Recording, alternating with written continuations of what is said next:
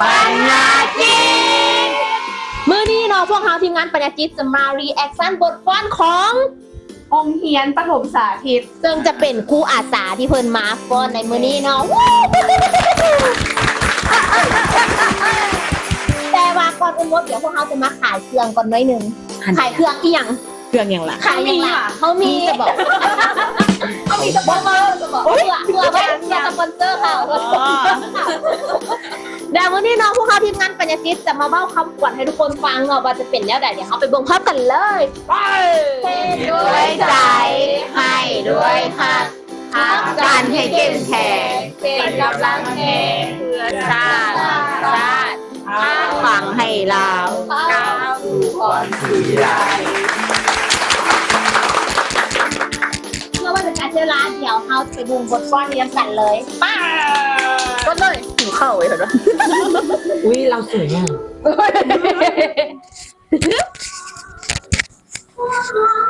เฮียนใครพูดแต่เฮียนปะ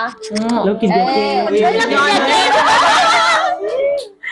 ไปบุ้งง่วงเราตั้งเลิศได้เฮียนเราตั้งเลิศได้ม่วนคูเลยอุ้ยเสียดายเนาะอยากเห็นแบบกว้างๆแอวแล้วคนดีแต่ละคนนั่นแหละโอ้ยอันนี้คักเด้อุ้ยนี่อย่างกับเจ้าคือฟ้อนงานเลยสิสบายอยู่สเต็กเลยสเต็กอย่างเงี้ยเข้าบ่เลยสเต็กเลยสเต็กก่อน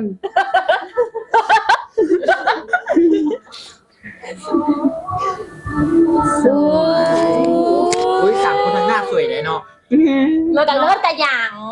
บ็อกกิ้งค่ะเจ้างามเปลี่ยนตลอดบ็อกกิ้งเป็นอย่างแปลภาษาลาวเนี่ยการมูฟนะการย้ายการอย่างนั้นมูฟเป็นอย่างเป็นย้ายโอเคต้องแปลใดวิทำอีกคิดว่าผู้นี้เป็นผู้ชายเนี่ยแซ่บเป็นผู้หญิงแล้วตัวสูงซื้อแล้วเป็นผู้หญิงสมบัติจากมึงเขาเห็นแท้แยกบ่ออกแล้วเป็น LGBT งามมาเลยแบบผู้ดูสินั่นเองเลิศนี่ตัวนี้งามอุ้ยดาวลุกเลยแต่เห็นที่บ้านวิธานี่ค่ะเหมือนผมเคยเห็นน้องค่ะเท้าเห็นมันจะเป็นอะไรที่มันจะเป็นแรปโยโบฟิวแบบนี่เปลี่ยนแถวอีกละบ็อกกิ้งคือการเปลี่ยนแถวต้องแปะเอื้อยแน่เดี๋ยวแบบปึ๊กยังอย่างอยู่เด้ยิ้มงามคนสวยผิดพลาดจะบอกดีโอ้ยคัดใจกล้องเด้ผู้ใดทายก่อนจ้ะมีหลังกล้องไหนคัดใจกล้องเด้ถ้าทายอยู่มุมทึงทายก็แบบไปว่าเห็นเบิร์ดแล้วก็ทายไปแบบนี้เลย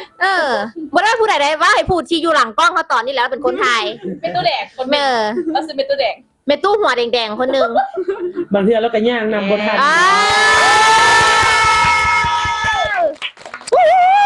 สุดยอดจบไปแล้วเนาะกับการรีแอคชั่นบทฟ้อนของเขาเมื่อกี้นี่เนาะแต่ว่ากระโทษตากล้องบ่ได้ด้วยเนาะเพราะว่าตากล้องหัดเฮียนใหม่ก็เลยแบบทายบ่ค่อยดีปานใดเนาะอันนี้ก็ต้องขอบใจเมตู้ต้องขอบใจเมตู้เพิ่นว่าเพิ่นจะหาก็เฮียนมาแต่ก็ได้อยู่กะยามันกะยามันเอาโอเคเริ่มจากทางนี้เลยมีความรู้สึกอะไรหลังจากที่เขาได้เบิ่งรีแอคชั่นเพลงนี้แล้วป้าโถอยากเป็นผู้ฟ้อนนะลองจีบแค่ไหนจีบบุกเป็นจะมือแม่ยังตอนนี้ผมเป็นจีบผีได้ทรงคือสีฟ้อนเป็ดแต่ฟ้อนบ่เป็นคนต่อไปจะได้คนสุรพันธ์เห็นว่าฟ้อนงามตั้งใจอย่างอีกนั่นแหละต่อเลยต่อเลยเขาคือว่าต้องมีความอดทนสุดๆเลยแหละในการฝึกซ้อมนะเพราะว่าเห็นออกมาได้ดีมาเลยพร้อมเพียงแล้วก็อ่อนซ้อยเบิ่งแล้วแบบงามหูงามตาดีว้าวดูดีคนต่อไปที่ให้บ้าอย่างแบบนี้บ้าอะไรก็ได้ห้ามซ้ำกันแข่งงามทะเลวันบนก็ได้หมายถึงคนที่นางงาม ขอบใจที่ยังเว้ย มันเป็นเอื้อยเหรอ เอาวะโอเคอ่ะต่อไป ต่อไปคือแอนก็รู้สึกว่ารูปแบบการเปลี่ยนแถวการงามแล้วก็มีรูปแบบหลากหลาย หลากหลายไหนถึงอีกอย่างหลากหลายขยายความแน่ รูปแบบของการเปลี่ยนแถวมักเปลี่ยนแถวตลอดเวลาสินะเปลี่ยนตลอดทั้งเพลงเลย วินหัวบ่ ตะโบได้ โอเค มันงามไปเลยเลย ก็ถ้าเอ้ยเปลี่ยนตลอดนี่จะย่านวินหัวสำหรับ ไปถึงแล้วมันก้อน ไปถึงยางค่ะยังไปยังมา ผู้เบิ่งกันใครอยู่ โอเคอ่ะคนต่อไปโอ้โตเต่งนี่เต่งไข่ไว้กับเจ็บ มึนเลย อุ้ยเขาบ่ได้อาบูริจี้คนใดเขาว่าอะไร บริจิเพราะว่าบริจิบริจิอย่างเดียวไร อุ้ยทับกันอะไรเขาก็ได้ดาวติ๊กต็อกเด้อ โดยผ่านที่ได้เบิ่งแล้วรู้สึกว่าประทับใจว่ามันชาเสียงชาความรู้สึก ตบอยู่แห่งใจแบบเขาแสดงอารมณ์ได้แบบได้ดีหลายนะ ที่ได้เขารู้สึกใจแบบเขากล้าแสดงแบบเขาแสดงออกมาว่าจะว่าแบบไหนนะ ให้ซะนะภาพรวมก็คือว่าค่อนข้างจะแบบมีเนื้อในแล้วก็มีใจความอย่างดีแต่ว่าสั้นโคตรนะอยากให้แบบขยายความแล้วมันละเอียดกว่านี้ ไปถึงคนไทยไปปะ โอแมนการป้อนเลยก็มันสั้นไหนมันสั้น มันสั่นคือบทป้อนคือมันสั่น แม นะ นปกติจะเบิ่งโซ่อาจจะประมาณ5เป็นเทสอันนี้มีแต่2ภาษาเพราะ เอาคนเป็นครูสอนในคนกับมีเวลาสอนน้อยๆเขาต้องเข้าใจ แต่ว่าโดยรวมจากการบทฟ้อนหรือการฟ้อนอย่างสินะอย่างสิเลยให้100เลย ยอด แล้วเอาเบื้องหลังของทีมงานนี่ให้ฟังเนาะทีมงานนี่ปูทีคอเอารายการนี่มาแล้วเขาก็เรียนจบปริญญาโทเป็นการที่ฉลองการทำใบประกาศของตัวเองงานนี่และก็เลยขอเอาบทพรของทีมงานที่เป็นพรนี้เนาะบ่แม่นเฉพาะแต่ครูปฐมอยู่หันมี2คนแต่ว่าผู้นึงหันออกแล้วผู้นั้นหันเป็นคือปีโป้คือกันกับปีโป้นั่นแหละผู้นั้นหันเป็นหัวหน้าทีมนี้แล้วเป็นอาสาอยู่หันมาใน6 ปีว้าวแล้วซื้อเทียนคือซื้อลิงซะ พิลาวัน แม่พิลาวันดีกะลักโมเดส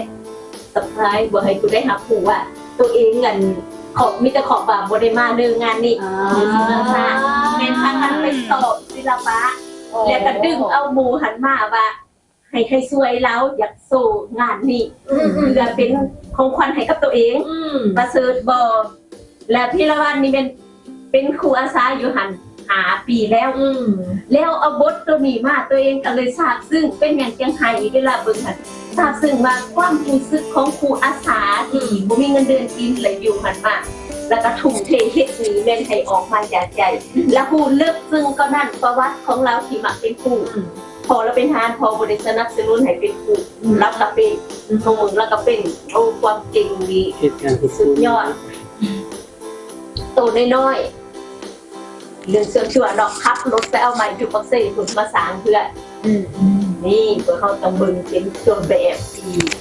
มีความเด็ดเดี่ยวมีความอดทนมีความจริงจังเรื่องนี้น้องๆเขาได้ไปสัมผัสแล้ว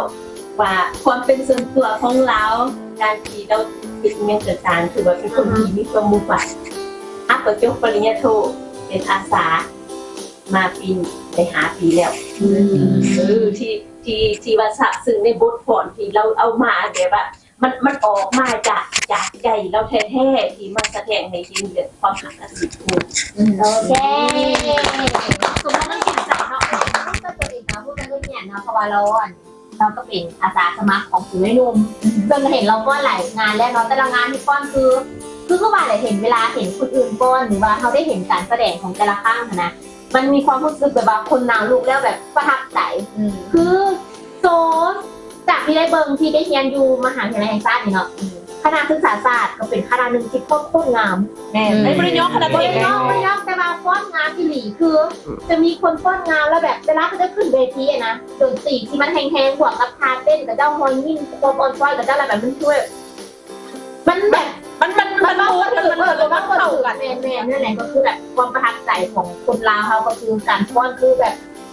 พบใจได้ดี ยกตัวอย่างคือสาวเชียงขวางเปิดมาทุกคนเต้น เต้น ได้ ได้ หรือว่าเพลงบัสโลทุกคนเปิดมาแล้วเต้นได้โดยที่ไม่ได้นัดหมายยกตัวอย่างคือไปงานดอกบออีหยังบอ ว่ามีการซ้อมมา แม่ ก่อน เพลงปากคอใหญ่ จำเป็นว่าจะเป็นซ้ายเป็นขวาทุกคนในงานฟ้อนเป็น ตัดฉัน นั่นแหละ นางงาม นั่นแหละมันจึงเป็นอันหนึงที่อันเป็นวัฒนธรรมของเขาอีกอันหนึงที่แบบว่า มันเป็นอันหนึงที่มันอยู่คู่กับคนลาวเอามาโดยตลอดเนาะอันนี้ก็แบบจำใจทุกคนสำหรับภาคสามเราภาคสูสามสองที่ว่าหมุนนี่วะหมุนตอนหมุนเนาะตอนหมุนอ้อมตอนแม่ภาษาใส่เสื้อกับงามแล้วมีตอนหนึ่งที่แบบทุกคนแล้วมี3 คนเพื่อนบอสคือข้างหน้ามี3 คนเนาะ เฮ็ดเป็นคืออะไรนะภาษา แม่แล้วก็แบบเป็นนั่นแหละเนาะ สักเลยกันหนึ่ง สั่งเขามอบใบประกาศ มันมีความหมายเลยตอน มี สุด ควา ท้าย มหมายมีความหมาย แล้วก็วันละเห็นในตัวเอง นั่นแหละ แม่เพราะว่ามันเป็นลักษณะคือการเล่าเรื่องการเรียนหนังสือ ตั้งแต่เริ่มต้นจน ได้ จบ เล่นได้อีกอย่างแล้วสุดท้ายก็แบบว่าเดี๋ยวคือแต่ละคนจะมีถือปุ้มที่เข้ามาอีกก็จะมีถือปุ้มมีอีกอย่างหลายๆอันเนาะแล้วสุดท้ายก็แบบว่าก็ไปเอาปุ้มกลับมา เป็นการ แล้ว เล่า เล่น เรื่ ก็ อง คือ ผ่านบท การ เพลง ที่ และ เรา บท จ ก บ ลอน แล้ว อันนี้ก็เป็นการเล่าเรื่องคือพวกเจ้าคือกันอีกอย่างพวกเจ้าก็จบแต่ใครจบมาแล้วก็ทานมาแล้ว อันนี้ก็ต้องบทเพลงนี้ แม่แล้ว ยังบ่ได้ไปประกาศซ้ำเฮียนได้หาเฮียนแล้วได้ไปประกาศปริญญาโทแล้วได้ ให้เราได้ไปก่อน อันนี้มันมีเบอร์เถอะ แม่ เขาก็เลยโทรบ่ได้ แม่แล้ว โอ้มุก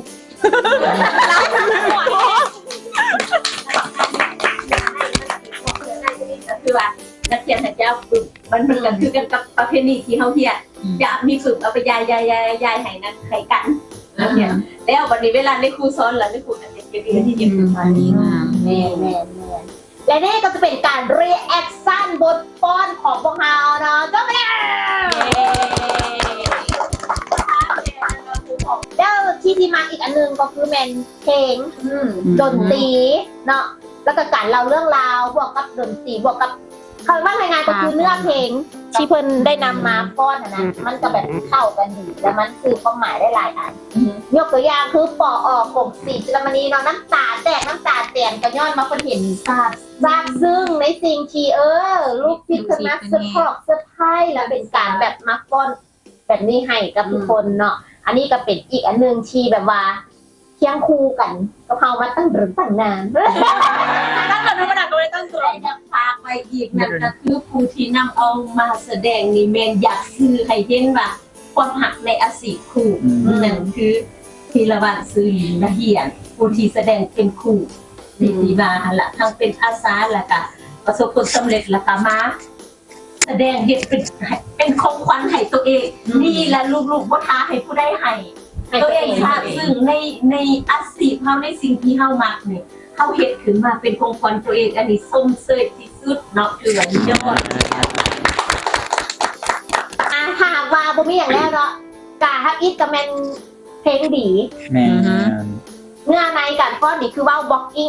การเปลี่ยนแถวการสลับกันทางฟ้อนการดีไซน์แม้กระทั่งการเล่าเรื่องราวผ่านการฟ้อนการแสดงทั้งผู้แสดงเอง และการเรื่องราวตัวจริงของผู้แสดงเองมันเห็นในเฮาผู้ว่านี่คือสิ่งหนึ่งที่เราตั้งใจเห็น แล้วมันก็ ตั้งใจ นี่เลย แมนตั้งใจให้ออกมาแน่นอนว่าทุกคนหาตั้งใจมันก็ทุกอย่างมันออกมาได้ดีคือเขาก็สิตั้งใจเป็นทีมงานปฏิทินเขาก็สิเก่งสินะลักษณะประมาณนี้เนาะทุกคน มาฮอดนี้เนาะการรีแอคชั่นของพวกเฮากะจบลงเพียงเท่านี้มาฮอดนี้ก็ฝากทุกคนกดไลค์กดแชร์กดติดตามเอาบุกกดติดตามได้ป่ะกดให้ได้ไหม